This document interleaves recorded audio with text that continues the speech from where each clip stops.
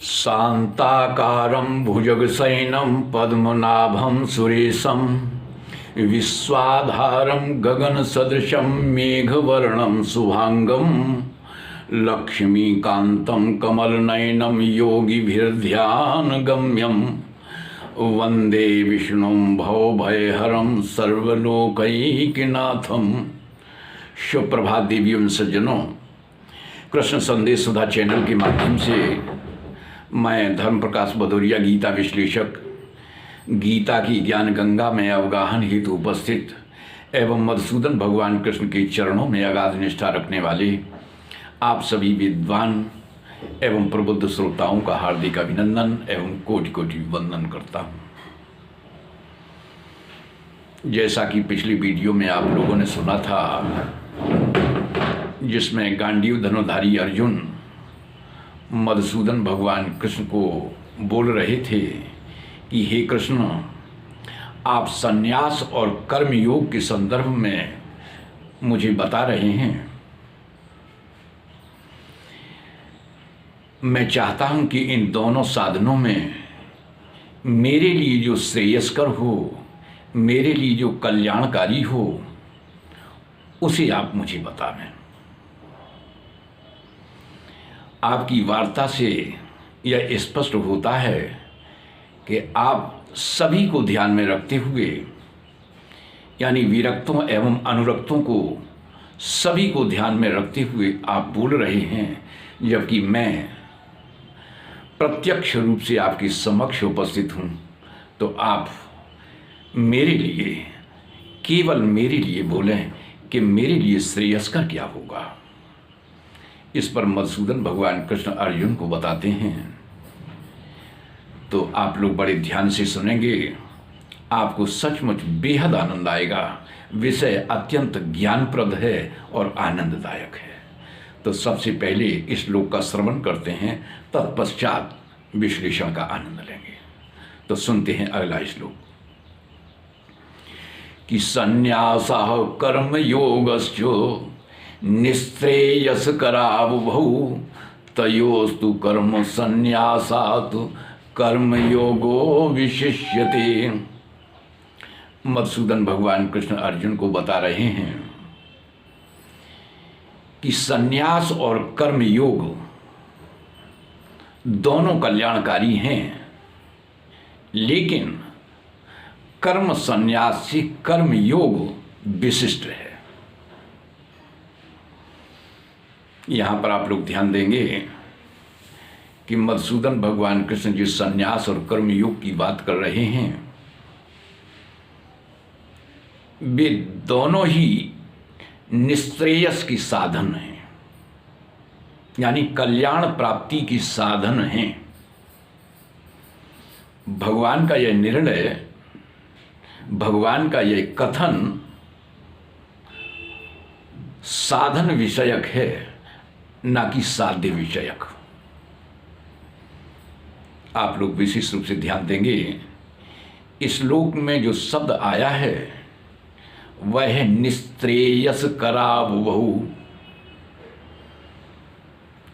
ये दोनों उभौ, ये दोनों संन्यास और कर्मयोग निःश्रेयस्करा हैं, यानी निःश्रेयस की साधन हैं, कल्याण प्राप्ति के साधन हैं।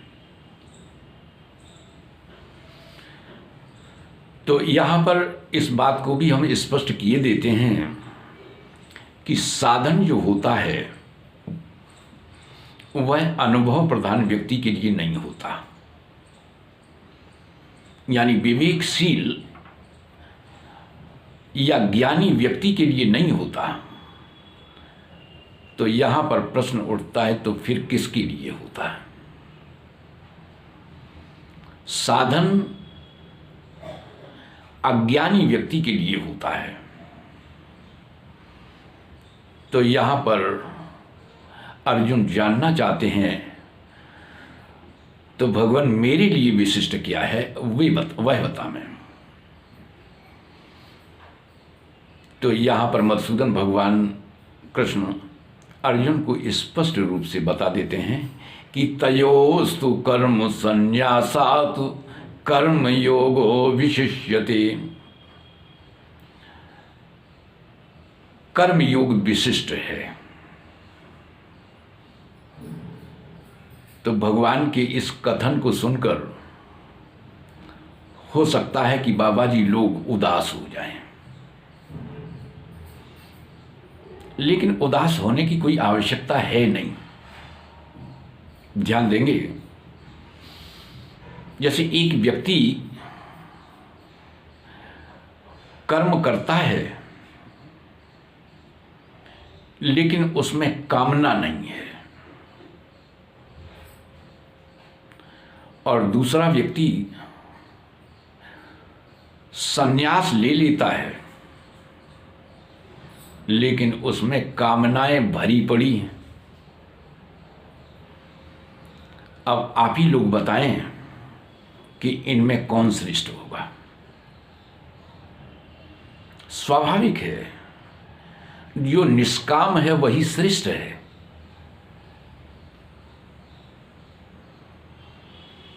यदि कोई त्यागपूर्वक संन्यास ग्रहण करता है तो वह श्रेष्ठ है, और यदि कोई निष्कामता पूर्वक कर्म करता है तो वह भी श्रेष्ठ है। ध्यान देंगे, यदि कोई व्यक्ति कामनाओं के रहते हुए संन्यास ग्रहण कर लेता है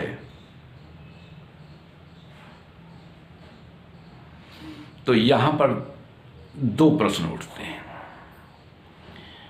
पहला प्रश्न यह है कि उसने जो संन्यास ग्रहण किया है उसका उद्देश्य क्या है? क्या वह अपनी कामना मिटाना चाहता है? और दूसरी बात यह है, क्या वह अपनी कामना को पूरा करना चाहता है? यदि सचमुच वह अपनी कामना को मिटाने के लिए संन्यास के मार्ग पर चल रहा है तो वह साधक है, और यदि वह अपनी कामना की पूर्ति के लिए संन्यास के मार्ग पर चला है, अपनी कामना की पूर्ति के लिए उसने संन्यास ग्रहण किया है, तो वह मिथ्याचारी है। मिथ्याचारः स उच्यते। ऐसी व्यक्ति को मिथ्याचारी कहेंगे, क्योंकि उसने पहले से ही यह निश्चय कर रखा है कि यदि हम संन्यास लेंगे तो आगे चलकर के इस मठ के मठाधीश हो जाएंगे। इस मठ पर पूर्ण रूप से मेरा आधिपत्य होगा। तो वह तो अपनी इस इच्छा को पूरा करने के लिए संन्यास की रास्ते पर चला है। उसने पहले से ही इस तरह की लिखा पढ़ी करा ली है कि यदि तुम संन्यास ग्रहण करोगे तो भविष्य में इस मठ के तुम मठाधीश कहलाओगे। इस मठ पर पूर्ण रूप से तुम्हारा आधिपत्य होगा। यदि सन्यासी का यह उद्देश्य है तो जानते हो यह क्या है? यह मिथ्याचार है। तो आज की वीडियो में बस इतना ही। आज की ज्ञान चर्चा में यदि आप लोगों को सचमुच आनंद की अनुभूति हुई हो तो हम आपसे अपेक्षा रखते हैं कि वीडियो को ज़्यादा से ज़्यादा लाइक करें, शेयर करें, अपनी आख्या दें।